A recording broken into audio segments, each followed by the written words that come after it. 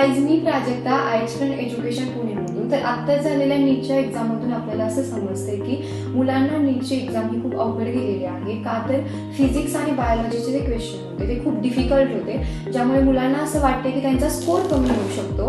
त्यामुळे त्यांना इंडियामध्ये MBBS साठी ॲडमिशन नाही मिळणार. त्यांना डॉक्टर व्हायचं होतं. माझं डॉक्टर व्हायचं स्वप्न अपूर्ण तर नाही का राहणार, असं त्यांना वाटायला लागले. सो तुम्ही काळजी करू नका. जरी तुम्हाला इंडियामध्ये ॲडमिशन नाही मिळालं MBBS साठी, तरी तुम्हाला अब्रॉडमध्ये ॲडमिशन मिळू शकतं. Russia, Georgia, Kazakhstan, Kyrgyzstan, Uzbekistan, Bangladesh, China यांसारख्या नामांकित कंट्रीजमध्ये तुम्हाला ॲडमिशन मिळू शकतं, जिथे तुम्हाला गव्हर्नमेंट आणि प्रायव्हेट युनिव्हर्सिटी ज्या NMC आणि WHO अप्रूव्ड असतील, जिथे तुम्हाला good clinical exposure, advance infrastructure मिळेल.